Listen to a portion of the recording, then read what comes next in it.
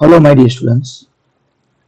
Welcome to our oral radiology as well as dental radiology campaign. We'll be guiding you for radiology aspects.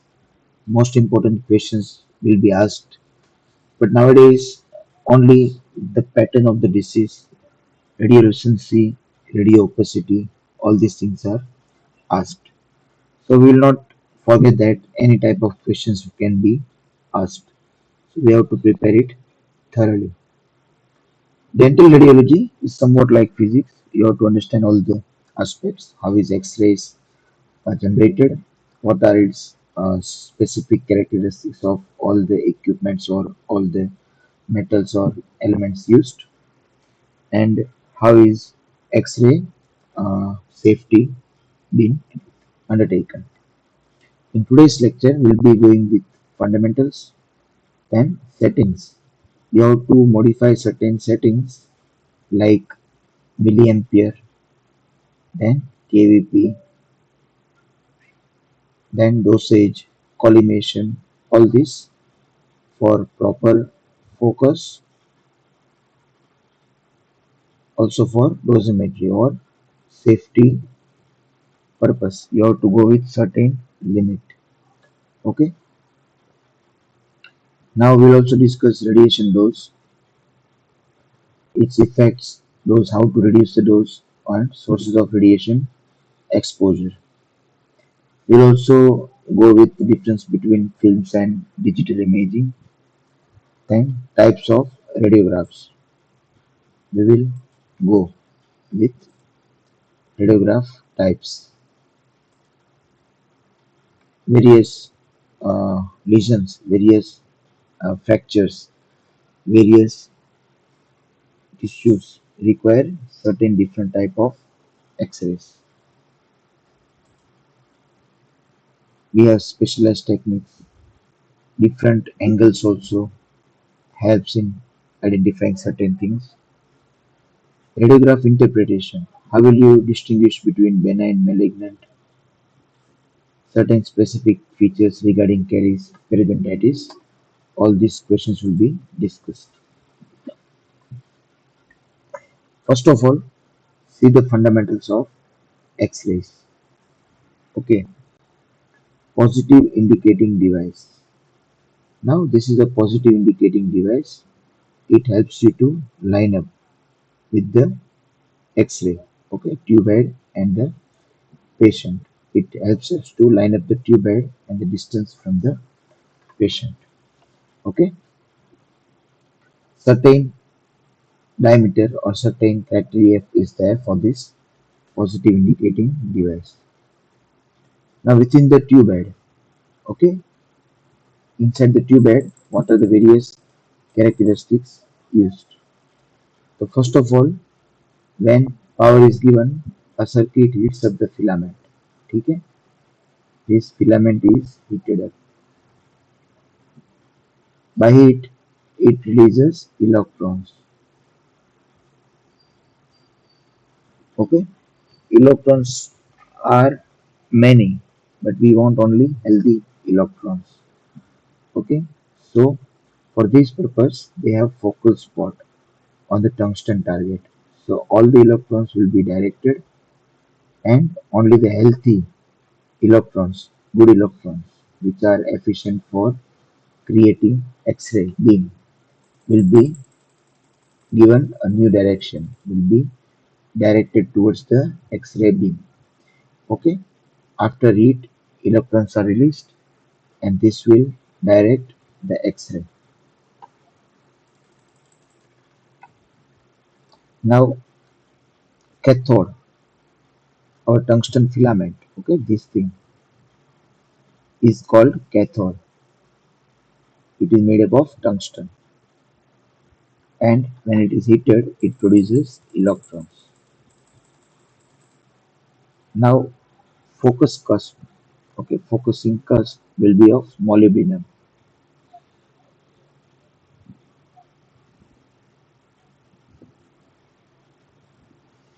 It focuses the beam onto a small focal spot. Okay, tungsten is there, then molybdenum. molybdenum focusing cusp will be there. Cup.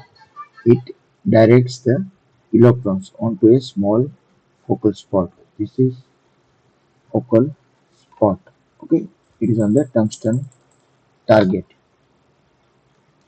Now our anode. When electrons are placed here on the focal spot, this converts into X-ray photons and it is directed. Okay. In the anode, for dissipating heat, copper is used. So in anode we have copper as well as tungsten, and in cathode we have tungsten and molybdenum. So two metals are there: tungsten molybdenum and tungsten copper. Copper is used for dissipating heat. Glass is for insulation.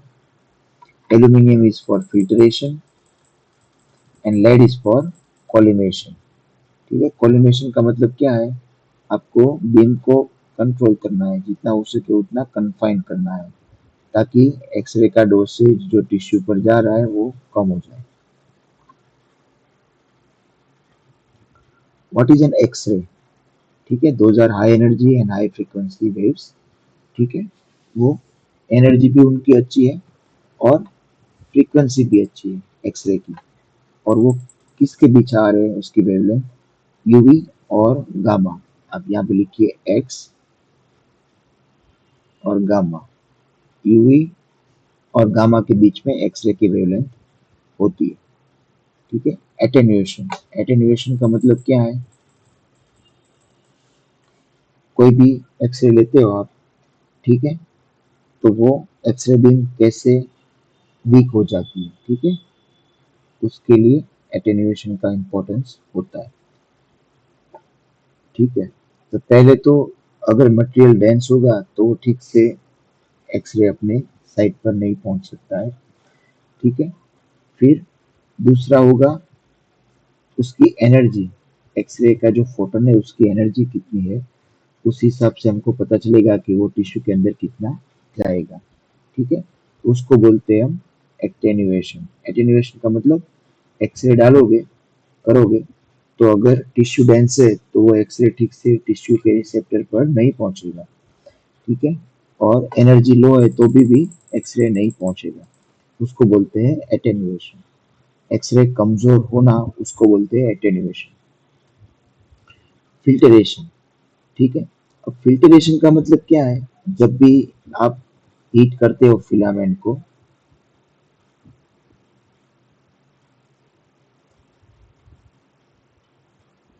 तो high energy photons आते हैं.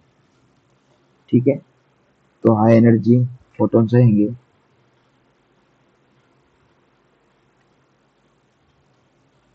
तो उसको high energy photons ही हमको चाहिए.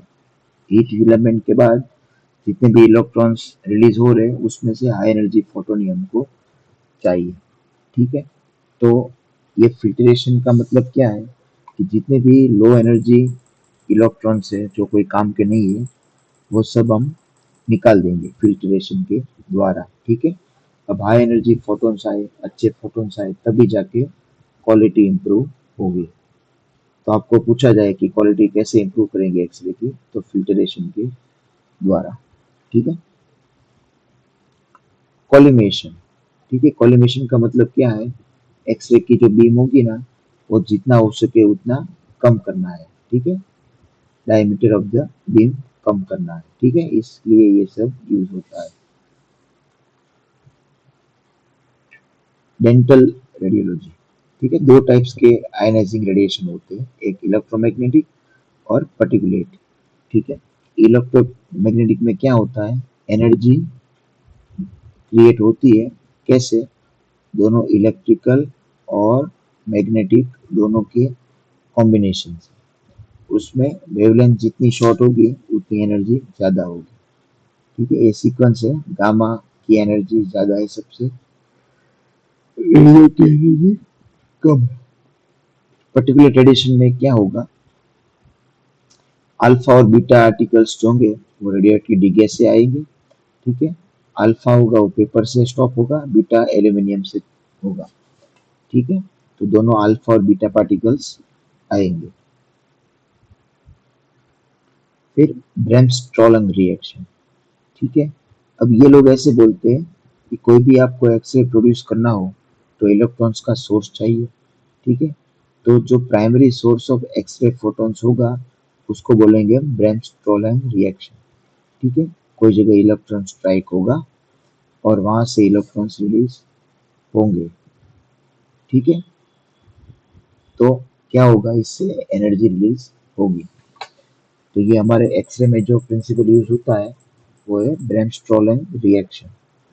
कोई भी आप स्पॉट होगा, ठीक है, उस पर आप एनर्जी या हीट दे दीजिए तो इलेक्ट्रॉन्स रिलीज होंगे, उसमें से हाई एनर्जी फोटॉन्स रिलीज होंगे और वो एक्सरे में कन्वर्ट होंगे। फिर आएगा कैरेक्टरिस्टिक रेडिएशन। इसमें क्या है, वो एक सेकेंडरी सोर्स ऑफ फोटोन है, ठीक है, secondary source of X-ray photos, ठीक है। Electron accidentally knocks into another electron, ठीक है। तो कैरेक्टरिस्टिक में क्या होगा, इलेक्ट्रॉन की जो चेन होती है, इलेक्ट्रॉन का जो लाइन होता है, ठीक है, उसमें से निकलकर दूसरे ऑर्बिट में चला जाता है, ठीक है। तो ये एनर्जी स्पेसिफिक रिलीज करता है, ठीक है। एक ऑर्बिट से दूसरे ऑर्बिट जाएगा तो स्पेसिफिक एनर्जी रिलीज करेगा।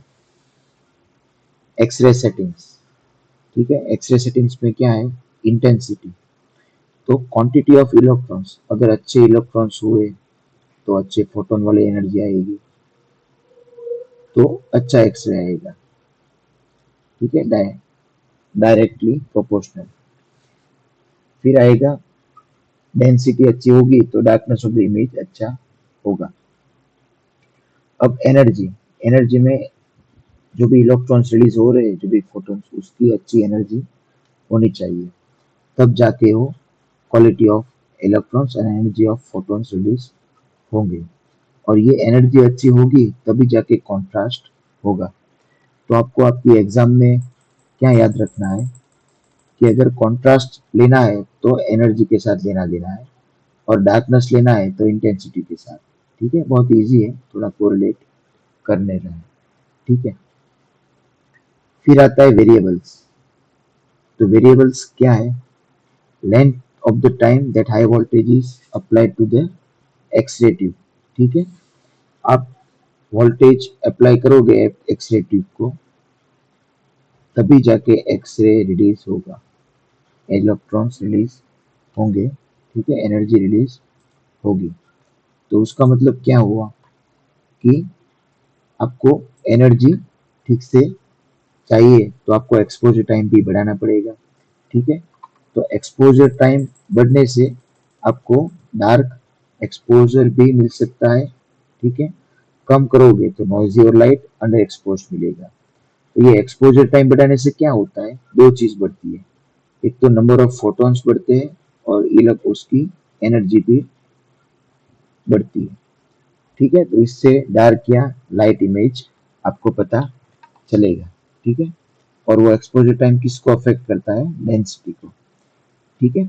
डार्क या ओवर एक्सपोज चाहिए तो हमको ज्यादा टाइम एक्सपोज करना है, कम एक्सपोज करोगे तो नॉइसी एंड लाइट रहेगा, आपको परफेक्ट एक्सपोजर करना है, ठीक है। अब ट्यूब करंट, उसके साथ कैसा लेना देना है एक्सरे की क्वालिटी और उसके साथ, वो ट्यूब करंट क्या है, वो फ्लो ऑफ इलेक्ट्रॉन्स। आप अगर फिलामेंट को हीट करते हो तो फिलामेंट के अंदर से इलेक्ट्रॉन्स रिलीज होंगे, अब उसके फ्लो को ट्यूब करंट के साथ जोड़ा गया है, ठीक है। तो अगर वो ज्यादा लोगे तो डार्क आएगा, कम हो गए तो अंडर एक्सपोज रहेगा। और वो क्या करता है, तो डेंसिटी या incentive of X-ray, tube current और एक्सपोजर टाइम, ठीक है, दोनों डेंसिटी को अफेक्ट करते हैं। तीसरा आता है ट्यूब पोटेंशियल या केवीपी, ठीक है। उसमें क्या आएगा, acceleration of electron from cathode to anode, ठीक है। आपके पास कप है, ठीक है, उसको हीट ट्रांसफर दिया फिलामेंट को, उसमें से इलेक्ट्रॉन्स निकले, ठीक है। तो आप उसको एक्सेलरेट करना चाहोगे कि हमको ज़्यादा इलेक्ट्रॉन्स रिलीज करना है, ठीक है? तो क्या करना होगा? तो आपको वो हाई कर देना है, ठीक है? पोटेंशियल उसका हाई करना है, तो ग्रे हो जाएगा और अच्छा कॉन्ट्रास्ट नहीं रहेगा, कॉम्पटन स्कैटरिंग जैसा हो जाएगा, ठीक है?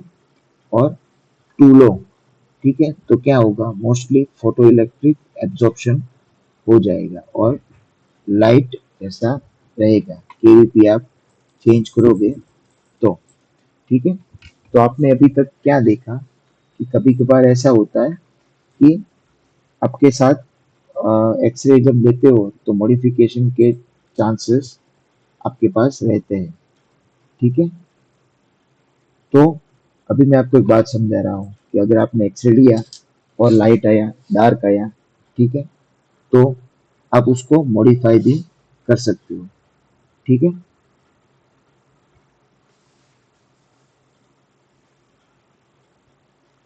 अब क्वांटम जो स्कैटरिंग होता है उसको हम क्या बोलेंगे उसके बारे में बात करते हैं, ठीक है? वो कुछ नहीं है, फिजिक्स की एक थियरी है जो आप हाई फ्रीक्वेंसी फोटॉन्स है ना वो स्कैटर होते हैं चार्ज पार्टिकल के साथ इंटरेक्शन करके, ठीक है? इलेक्ट्रॉन्स एक जगह पर जाए चार्ज होंगे, कनेक्ट हो जाएंगे, तो वहां जाकर उसको हाई एनर्जी फोटॉन्स में स्कैटर हो जाएंगे, ठीक है? तो कॉम्पटन स्कैटरिंग कुछ नहीं, एक साथ कितने भी इलेक्ट्रॉन्स रिलीज हुए, ठीक है, हीट के कारण फिलामेंट से, तो वो इलेक्ट्रॉन्स का कन्वर्जन जो होता है हाई एनर्जी फोटोन में उसको बोलते हैं कॉम्पटन स्कैटरिंग, ठीक है? कुछ नहीं, ये तो फिजिक्स का ही मैटर है, ठीक है? फिर आता है डिस्टेंस। तो डिस्टेंस से आप कैसे करोगे? अगर आप दूर से लोगे तो क्या होगा? उसका जो क्वालिटी है वो खराब हो जाएगा, ठीक है? तो इनवर्स स्क्वायर लॉ यूज किया है, जितना दूर होगा उतना कम फोटॉन्स रिलीज होंगे या कम क्वालिटी वाले फोटॉन्स आएंगे या कम एनर्जी वाले, ठीक है?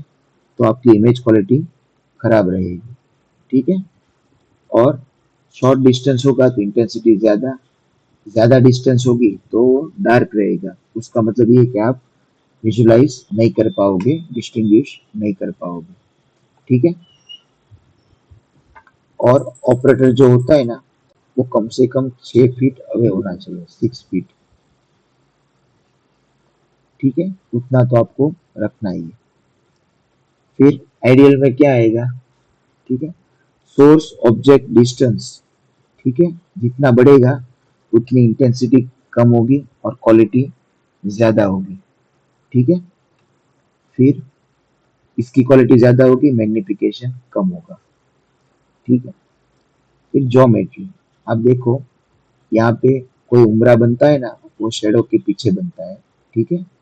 एक इमेज होता है उसके पीछे शेडो जो होता है ना वहां पे वो होता है, ये हम जब लूनार एक्लिप्स पढ़ते हैं ना तब ये उम्रा पेनुम्रा सब आता है, ठीक है?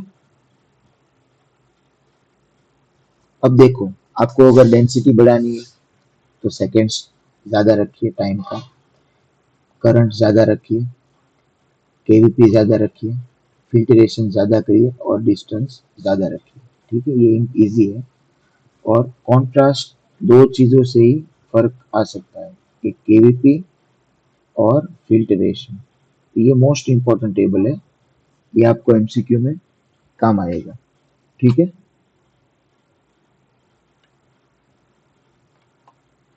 यहाँ तक कोई डाउट हो तो मुझे बताना। अब आता है कोहेरेंट स्कैटरिंग, ठीक है? तो वो क्या है? एक फोटोन होता है ना वो बाहर के इलेक्ट्रॉन के साथ कांटेक्ट करता है, ठीक है? उसकी एनर्जी लॉस नहीं जाती है, खाली डायरेक्शन बदलता है, ठीक है? डायरेक्शन चेंज करता है, ठीक है? और उससे क्या होता है? कॉन्ट्रास्ट कम होता है, कहीं ना कहीं कोहेरेंट स्कैटरिंग से इमेज का कॉन्ट्रास्ट कम होता है। फोटो इलेक्ट्रिक एब्जॉर्प्शन, ठीक है? फोटोन कांटेक्ट करेगा और इनर इलेक्ट्रॉन के साथ आ जाएगा और आयन पेयर कंबाइन करेगा, ठीक है। एक अंदर का इलेक्ट्रॉन होगा ना, उसके साथ फोटोन कांटेक्ट करेगा और आयन का पेयर बना देगा। ठीक है। फिर केवीपी लो होगा तो आपको क्या करेंगे, आपको ज्यादा फोटो इलेक्ट्रिक एब्जॉर्प्शन मिलेगा। ठीक है। और ये फोटो इलेक्ट्रिक एब्जॉर्प्शन का कहाँ इंपॉर्टेंस है, कॉन्ट्रास्ट बढ़ाने में। कॉम्पटन स्कैटरिंग, ठीक है।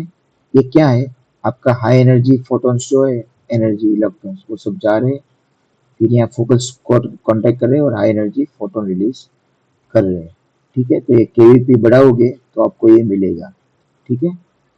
ये आपको याद रखना है।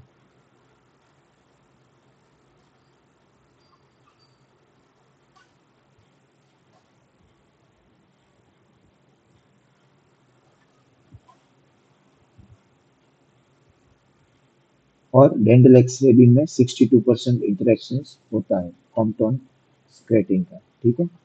अब ये कॉम्पटन स्कैटरिंग बढ़ाने के लिए आपको केवीपी बढ़ाना पड़ेगा। ठीक है। तभी जाके आपको ये कॉम्पटन स्कैटरिंग मिलेगा। ठीक है। डोजीमेट्री। अब डोजीमेट्री का मतलब क्या है कि आप कोई भी डोज ले रहे हो, उसका कैलकुलेशन कितना होना चाहिए, कितना कम करेंगे, कैसे बचाएंगे, पर डे कितना होता है, ऑक्यूपेशनल डोज कितना है, ये सब डोजीमेट्री में आएगा।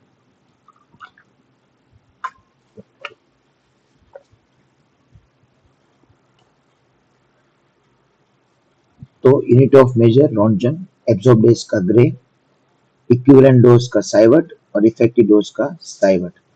एक्सपोजर क्या है कि कितनी एनर्जी एक्सट्रैक्ट करता है, एब्जॉर्ब डोज टिश्यू जो एब्जॉर्ब करता है वो, इक्विवेलेंट डोज, ठीक है, अलग अलग टिश्यू में कितना वो एब्जॉर्ब करता है, और effective dose tissue weighing factor के हिसाब से कितना इफेक्ट वो करता है।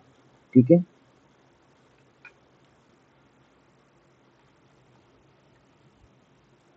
अब आते हैं effects.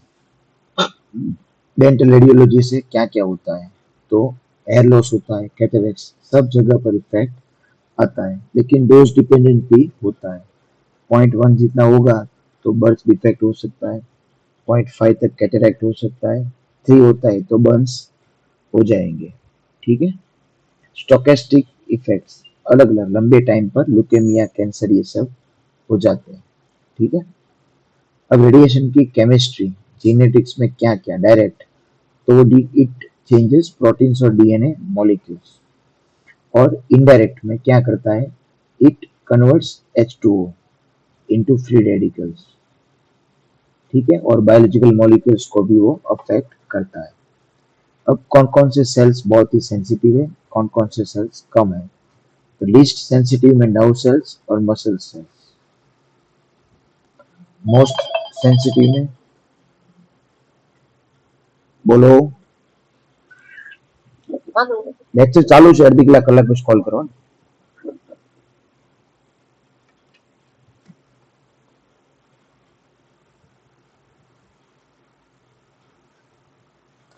Now most sensitive cells are hematopoietic cells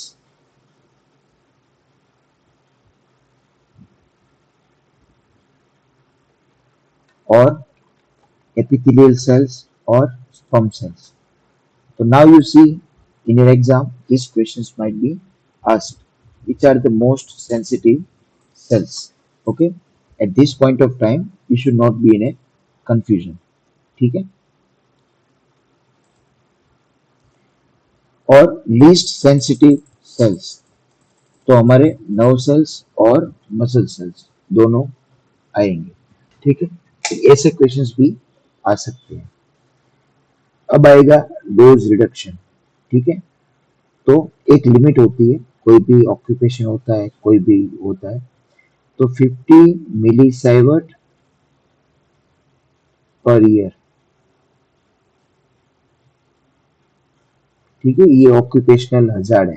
ठीक है। इससे ज्यादा हो गया तो एक दिक्कत है। तो ये लोग क्या करेंगे, हाथ पर उसका बैंड रखेंगे, उसका बैज रखेंगे कि वो रेडिएशन का एक्सपोजर कितना हुआ है उसमें पता चलेगा। ठीक है। डोज को रिडक्शन करने के लिए पहले तो एक्सपोजर लिमिट होती है, फिर आता है ALARA, as low as reasonable achievable.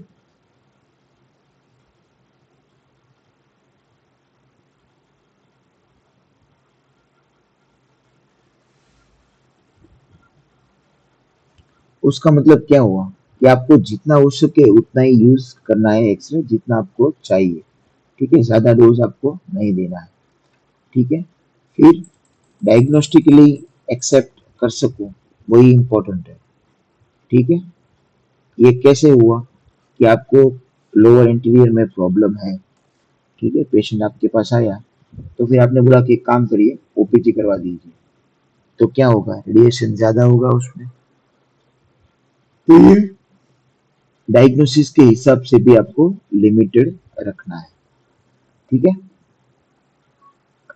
फिर आएगा आपको अच्छी स्पीड यूज करनी है फिल्म, ई और एफ वाली। ठीक है, फिर आएगा आपको जो सोर्स टू ऑब्जेक्ट डिस्टेंस है, ठीक है, वो ग्रेटर देन 18 सेंटीमीटर होना चाहिए।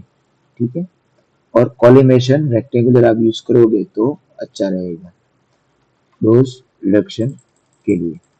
ठीक है, तो ये आपको अगर पूछा जाए कि how will you manage dose, ठीक है, तो ये सब उसके आंसर है। ठीक है, फिर आएगा सोर्सेज ऑफ रेडिएशन एक्सपोजर। ठीक है, तो उसमें क्या आएगा, सोर्सेज ऑफ रेडिएशन एक्सपोजर में अलग अलग सोर्सेस होते हैं। एक तो बैकग्राउंड रेडिएशन आता है, मैन रेडिएशन आता है, और हमारा एनुअल एक्सपोजर जो होता है वो 6.2 मिली साइवर्ट होता है। ठीक है, अलग अलग जगह से रेडिएशन का वो डोजिमेट्री।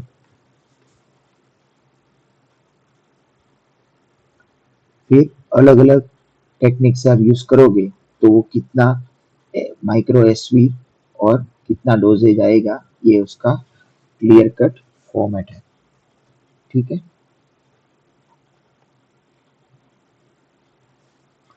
अब फिल्म वर्सेस डिजिटल इमेजिंग। ठीक है, एक्सरे की फिल्म होती है वो तो छोटी होती है, इसमें दो तीन दांत आ सकते हैं, और डिजिटल इमेजिंग,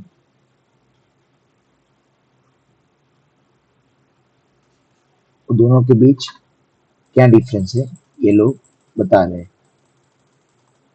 ठीक है, तो फिल्म में क्या होता है, केमिकल चाहिए प्रोसेस करने के लिए, तो यहाँ पे सब खराब चीज लिखना है, टाइम कंज्यूमिंग है, केमिकल चाहिए, लेकिन इमेज क्वालिटी अच्छी है। एक ही फायदा है, और रेडिएशन डोज ज्यादा रहेगा। इसमें रेडिएशन डोज कम रहेगा और बाकी सब चीजें अच्छी है, केमिकल्स की जरूरत नहीं। ठीक है,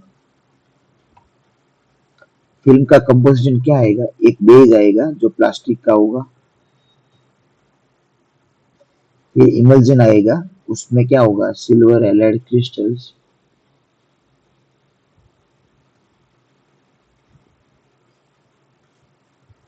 और जेलेटिन मटेरियल के अंदर होगा।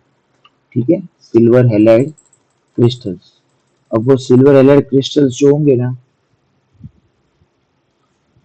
वो लाइट से सेंसिटिव होगा, तो हमारे जितने भी फोटॉन्स है हाई एनर्जी, वो सिल्वर हैलाइड क्रिस्टल्स को एक्टिवेट कर देंगे, और फिर जाके हमारा एक्सरे डेवलप होगा।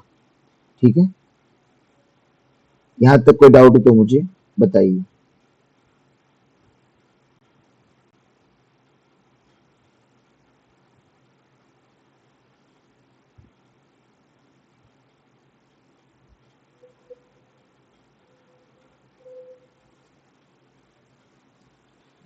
तो ऐसे भी क्वेश्चंस आ सकते हैं। फिर आएगा इंटेंसिफाइंग स्क्रीन। उसमें क्या होगा, जो भी स्क्रीन होगी ना, वो फ्लोरोसेंट फॉस्फोर से कोटेड हो जाएगी।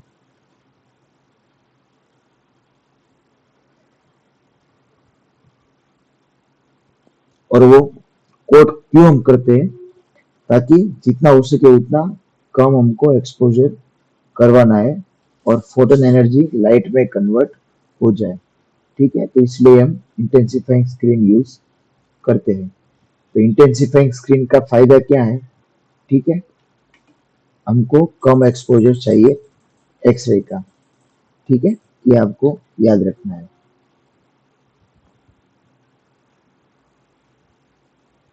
अब अलग अलग टाइप की स्पीड फिल्म आती है, A B C D E F. ठीक है, अलग अलग फैक्टर्स भी उसमें रिस्पॉन्सिबल होते हैं।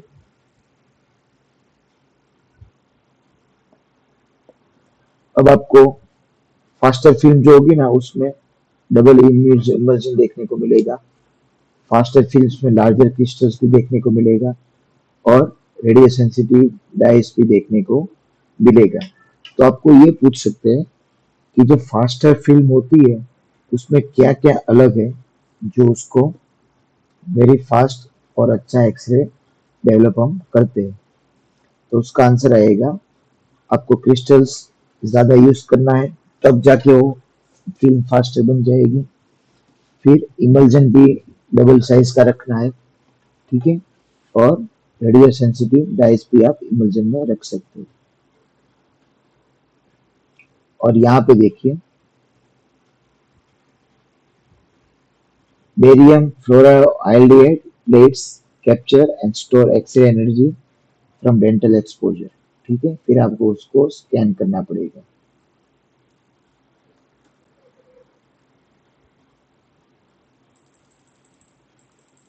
और सिलिकॉन सेंसर चिप भी एक्सरे को कैप्चर करती है और इमेज को तुरंत मॉनिटर पर तुरंत ही डिस्प्ले कर देती है। तो डिजिटल वाला थोड़ा अच्छा है। अब इमेजिंग में क्या होगा, एक्सरे फोटॉन्स जो होंगे ना, जो एक्सरे यूनिट से बाहर निकलते हैं, वो सिल्वर हैलाइड क्रिस्टल्स को न्यूट्रल कर देंगे और वो लेटेंट इमेज बन जाएगा। ठीक है, तो इतना आपको याद रखना है। अब कैसे कैसे आपको वो डेवलप करना है। ठीक है, तो पहले आपको डेवलपिंग करना पड़ेगा, फिक्सिंग, वॉशिंग और ड्राइंग। तो नीचे उसके स्टेप समझाए हुए। डेवलपर में क्या क्या आएगा, फेनिडोन आएगा। ठीक है, फिर हाइड्रोक्विनोन आएगा। और डेवलपर के अंदर उसका रोल क्या है, वो एक्सपोज्ड क्रिस्टल्स को मेटालिक सिल्वर ग्रेन्स में कन्वर्ट करते हैं। सिल्वर हैलाइड क्रिस्टल्स जो होते हैं उसको ग्रेन्स में कन्वर्ट करते हैं। ठीक है,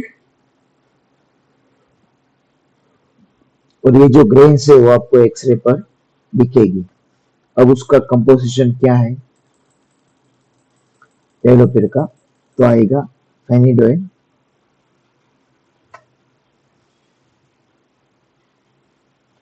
ठीक है, तो वो क्या करेगा, इलेक्ट्रॉन का डोनर है। ठीक है, वो सिल्वर आयंस को मेटेलिक सिल्वर बनाएगा।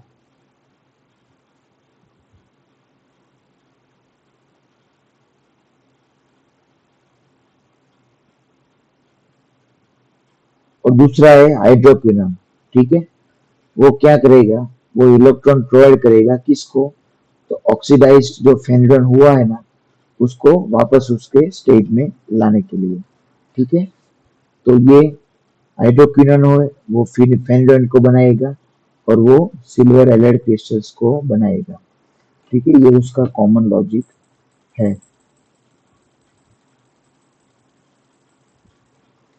फिर फिक्सिंग, उसमें क्या करना है, जो भी सेलाइड सिल्वर हैलाइड क्रिस्टल्स है जो एक्सपोज नहीं हुई और जो इमेज की क्वालिटी खराब कर रही है, उसको साफ करने के लिए फिक्स करना पड़ेगा।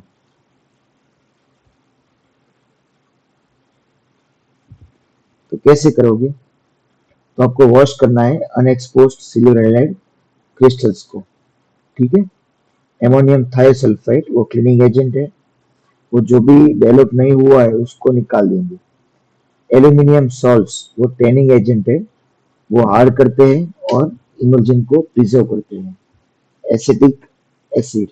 ठीक है, तो एसिटिक एसिड क्या करेगा, वो एसिडिफायर है और फिक्सर का जो लेवल है मेंटेन करने का, वो मेंटेन वहां पे रखेगा। फिर आएगा सोडियम सल्फाइड, वो प्रिजर्वेटिव है, जो हम लोकल एनेस्थीसिया में भी सोडियम मेटाबाइसल्फाइड देखा था। ठीक है, यहाँ पे सोडियम सल्फाइड वो एक प्रिजर्वेटिव है और वो प्रोलॉन्ग करेगा shelf life of the solution. Water, तो वाटर क्या है, तो एक सॉल्वेंट है और डिसॉल्व करेगा अदर इंग्रेडिएंट्स को। तो ये आपको पक्का आना चाहिए। एमोनियम थायोसल्फेट, वो एक क्लीनिंग एजेंट है। ठीक है, वो क्या करेगा, जितने भी अंडर डेवलप्ड है सिल्वर हैलाइड क्रिस्टल्स उसको निकालेगा, अमोनियम थायोसल्फाइड। एल्यूमिनियम सॉल्ट से वो प्रिजर्व करेगा इस सॉल्यूशन को। एसिटिक एसिड क्या करेगा, वो पीएच मेंटेन करेगा। सोडियम सल्फाइड प्रिजर्वेटिव और वाटर। ठीक है, फिर वॉश, जो भी केमिकल से बच बच गए उसको वॉश करना है। ठीक है, डिटेक्टर कैरेक्टरिस्टिक्स।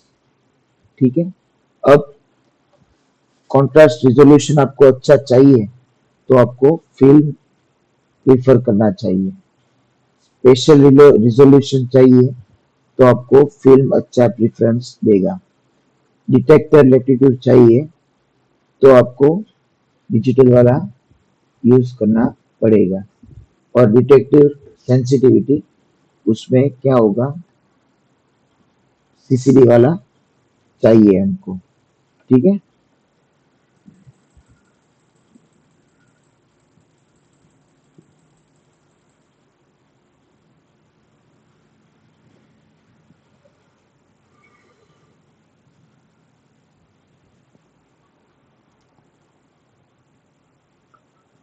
फिर डिटेक्टर सेंसिटिविटी, तो सीसीडी और सीएमओएस वो हाफ स्पीड आप करोगे तो वो अच्छी तरह से रेडिएशन कम कर देगा।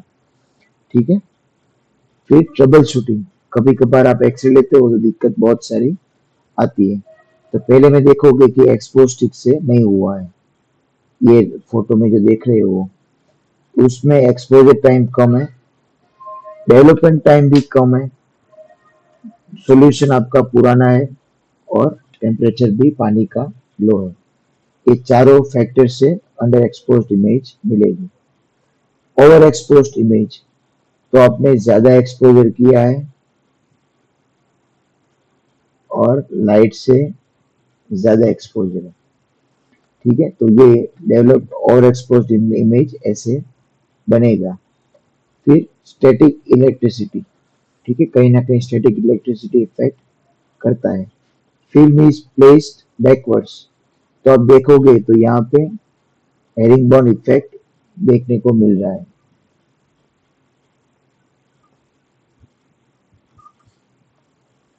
ठीक है, अब अलग अलग टाइप्स के रेडियोग्राफ। तो पेरिएपिकल आपको तो पता ही है, हम यूज करते हैं बाइट विंग ऑक्लूजल, और यहाँ पे ओपीजी, सिफेलोमेट्रिक, सीबीसीटी, डिजिटल वाले। तो पेरिएपिकल में हम क्या करते हैं, पेरिएपिकल रीजन को फाइंड करते हैं प्रॉब्लम्स। फिर बाइट विंग, जहाँ पे इंटरप्रोक्सिमल आपको दिखेगा ना, वहां पे बाइट विंग लेना पड़ेगा।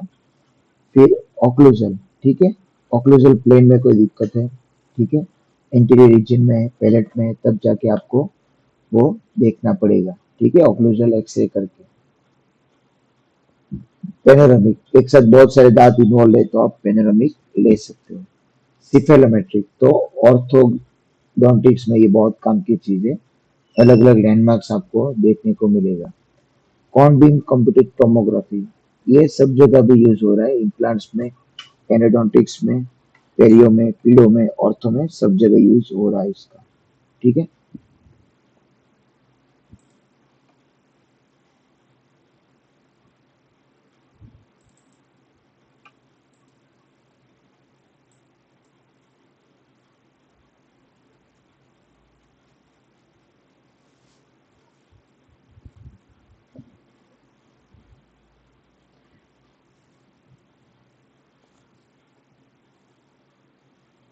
अब अलग अलग व्यूज आपको देखने को मिलेगा। एक आएगा वाटर्स व्यू, ठीक है। वो कब कब देखने को मिलेगा, तो पेरिनेजल साइनस में देखने को मिलेगा, मिड फेस और ऑर्बिट। ठीक है। डब्ल्यू तो पीएमओ फेस। ठीक है, ये तीनों चीज आपको याद रखना है। और उसको कैसे लेते हैं, यहाँ पे 45 डिग्री एंगल आपको चाहिए। ठीक है, किससे, ऑर्बिटोमीडियल लाइन, ओएम लाइन। फिर आता है टाउन्स व्यू, एक कॉन्डाइल के लिए बेस्ट है। ठीक है, और ऑर्बिटोमीडियल लाइन है, उससे 30 डिग्री पर करना है आपको, और कॉन्डाइल के लिए बेस्ट है। तो टाउन्स व्यू में 30 डिग्री, वाटर्स व्यू में 45 डिग्री।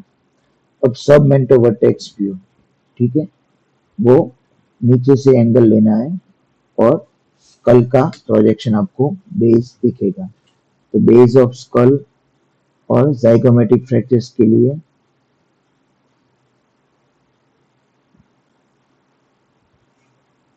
एसएमवी, सब मेंटो वर्टेक्स व्यू। फिर एक्सरे की दो टेक्निक आती है, बाइसेक्टिंग एंगल और पैरेलल टेक्निक। तो आपको एक्सरे रख देना है, फिर एक टूथ का प्लेन है, उसके बीच में एक लाइन बाइसेक्ट करेगी, उसके परपेंडिकुलर आपको लगाना है एक्सरे, वो बोलेंगे bisecting angle technique. Parallel technique में क्या करना है, टूथ के जैसे पैरेलल रखना है और बीम को पास करना है।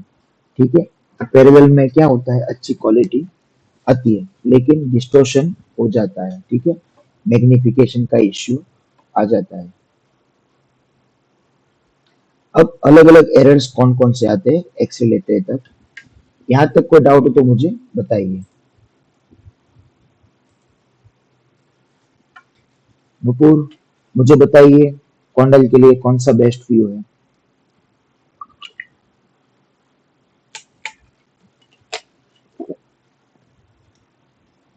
जाइगोमेटिक फ्रैक्चर के लिए कौन सा बेस्ट व्यू है, टाइप करके बताइए मुझे।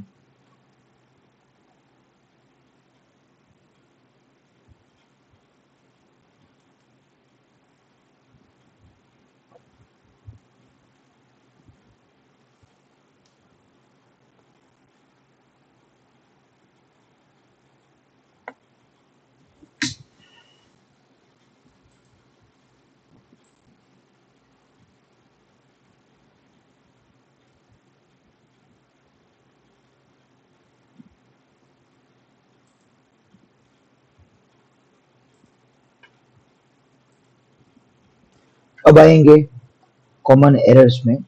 तो पहले तो कभी कभार इलोंगेटेड हो जाता है। ठीक है, तो आपका एंगुलेशन गलत है या फिल्म बैंड है। कॉन कट, ठीक है, पूरे का पूरा कॉन की बीम है, वो इस एरिया को कवर नहीं कर रही है।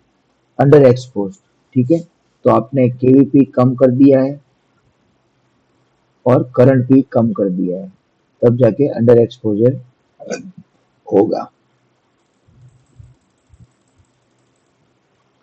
ओवर एक्सपोज, ठीक है, आप ज्यादा एक्सपोज करते हो तो मिली एम्पियर करंट भी ज्यादा होगा और केवीपी भी ज्यादा होगा, तो डार्क में जाएगी। ओवर एक्सपोजर करोगे तो डार्क, अंडर एक्सपोज करोगे तो लाइट। डबल एक्सपोजर, ठीक है, आपने एक ही प्लेट पर दो इमेजेस एक्सपोज कर दिए हैं। ठीक है। अब पेनोरामिक रेडियोग्राफ में क्या क्या दिक्कत आती है, एक मोशन, कभी कभार पेशेंट मूव हो जाता है तो थोड़ा इरेगुलर बॉर्डर्स आ जाती है। चिन डाउन, ठीक है, आप देखो तो पेशेंट का चिन नीचे आएगा। ठीक है। चिन अप, तो कभी कभार पेशेंट का चिन अप भी दिखेगा। और कोस्टिंग, ठीक है, आपको एबनॉर्मल आर्टिफैक्ट दिखेंगे रेडियो ओपेसिटी वाले, उससे कोस्टिंग जैसा लगेगा। अब आता है रेडियोग्राफ इंटरप्रिटेशन। ठीक है, नॉर्मल क्या है और एबनॉर्मल क्या है। ठीक है, तो देखिए, रेडियोल्यूशन होगा तो वो ऐसा दिखेगा बोन के नीचे।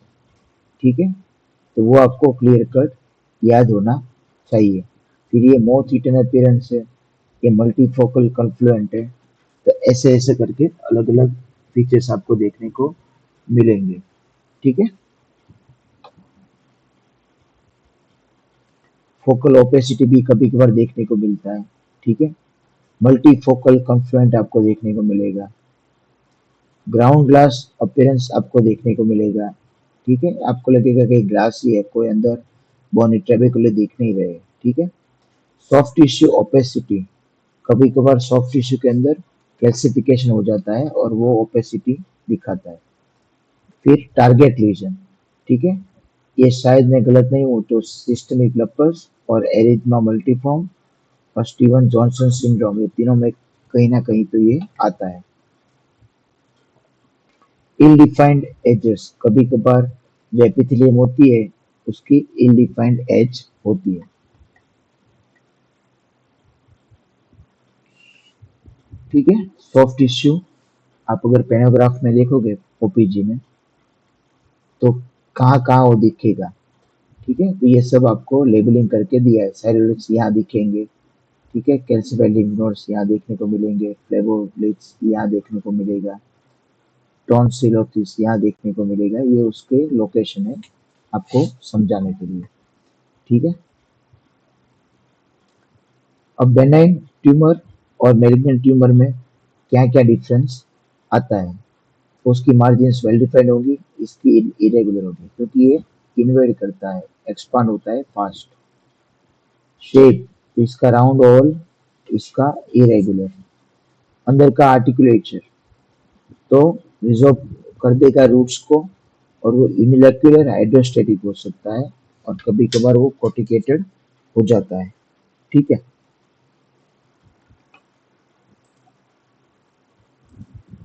यहाँ तक कोई डाउट हो तो बताइए नुपुर मुझे। फिर उसका लोकेशन आएगा, वो मैंडिबुलर कैनाल के ऊपर होता है और ये पोस्टीरियरली होता है, body of mandible. Effect on maxillary sinus, वो डिस्प्लेस कर सकता है, ये इरोड और डिस्ट्रक्शन कर देता है।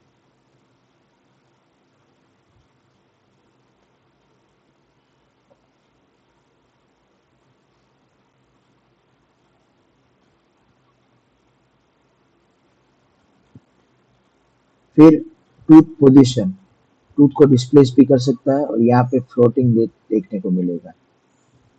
इफेक्ट ऑन टूथ के रूट्स, वो रिजॉर्व कर सकता है हॉरिजॉन्टल, यहाँ पे वर्टिकल रिजॉर्प्शन। और पीडियल स्पेस और लमेना ड्यूरा पर इसका कोई इफेक्ट नहीं। यहाँ पे मेलिग्नेंट में वो इफेक्ट होता है। कैसा? वाइडनिंग एसिमेट्रिक हो जाती है और लेमिना ड्यूरा लॉस हो जाता है। ठीक है।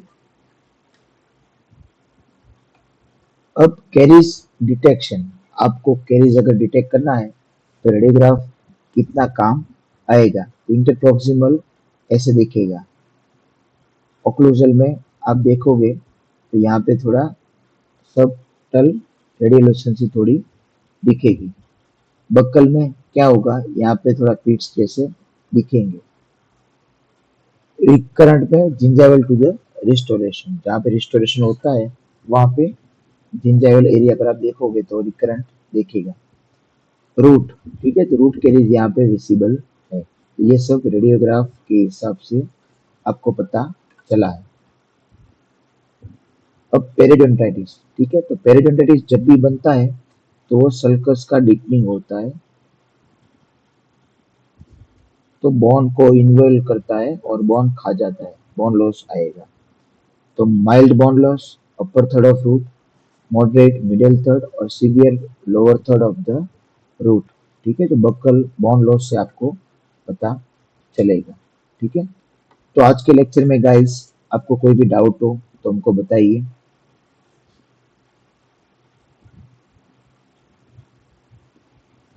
ठीक है। आपके पास एम्पल टाइम है, आप व्हाट्सएप भी कर सकते हो। रेडियोग्राफी के बारे में जो भी आपको डाउट था वो सब समझा दिया है। आपको हमारे वीडियो को लाइक और शेयर करना है और जितना हो सके उतना उसको आप ज़्यादा से ज़्यादा वॉच करोगे तो आपका बेस क्लियर होगा। कभी कभार क्या होता है 6 महीने में आप बुक नहीं पढ़ोगे लेकिन ये वीडियोस देखकर आपको कॉन्सेप्ट क्लियर हो जाएगा। आपके बहुत सारे एमसीक्यूज पास कर सकोगे। हमारी वेबसाइट पर जाकर आपको बहुत सारी यूज़फुल चीज़ मिलेगी जीपीएससी की। एक तो अनलिमिटेड टेस्ट सीरीज, फिर नोट्स और प्रीवियस ईयर पेपर्स, ये सब मिल जाएगा वेबसाइट पर। आप हमारे टेस्ट सीरीज अभी से ज्वाइन कर लोगे तो आपको बहुत सारा एक्सपीरियंस मिलेगा और आपको कहीं ना कहीं जितने भी एमसीक्यूज पूछे गए जीपीएससी में उसका कॉन्फिडेंस मिलेगा। ठीक है, तो guys, it's time for telling you bye bye. Have a nice time and good night.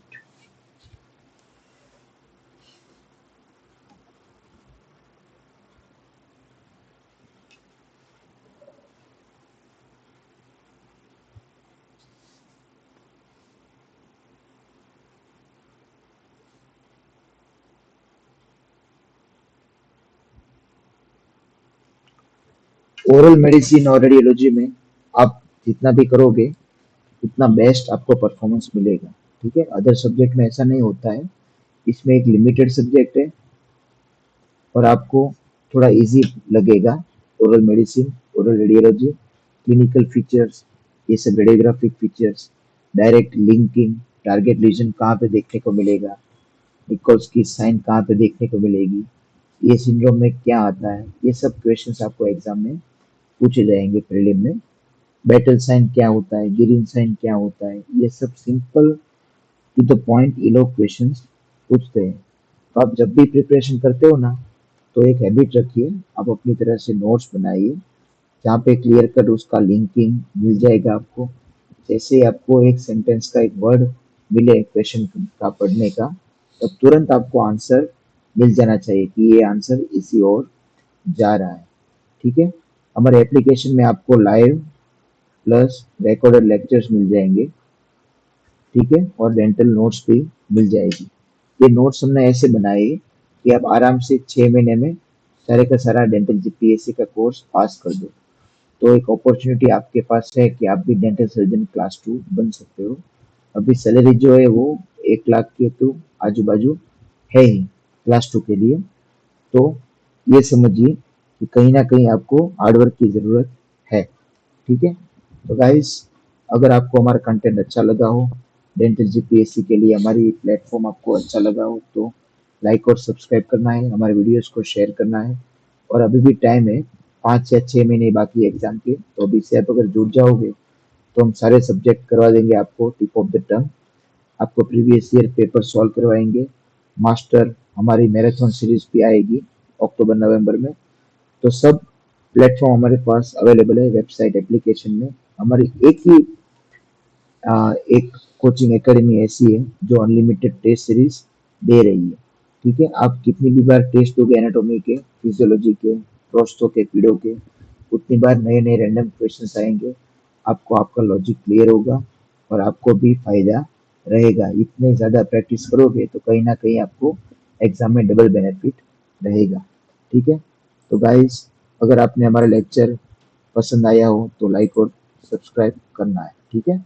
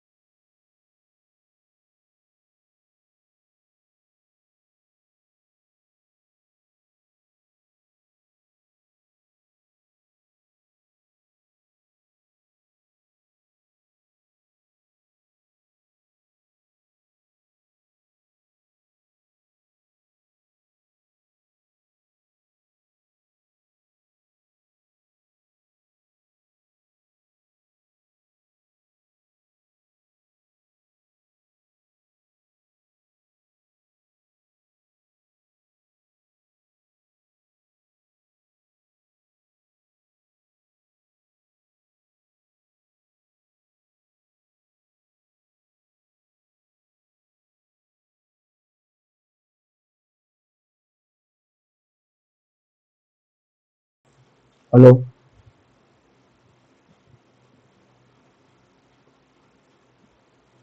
तो कभी कभार जो हमारे फ्रेंड्स थे वो रटते थे कंटिन्यूअस। तो आपको ये भी देखने को मिलेगा। ठीक है कि कोई रटता है, कोई नोट्स बनाता है, कोई अपने अपने हिसाब से वो प्लान करता है। ठीक है। तो गाइस, आज के लिए इतना काफ़ी है। आज के लिए गुड नाइट। ठीक है। आपको कोई डाउट तो हमको पूछ सकते हो।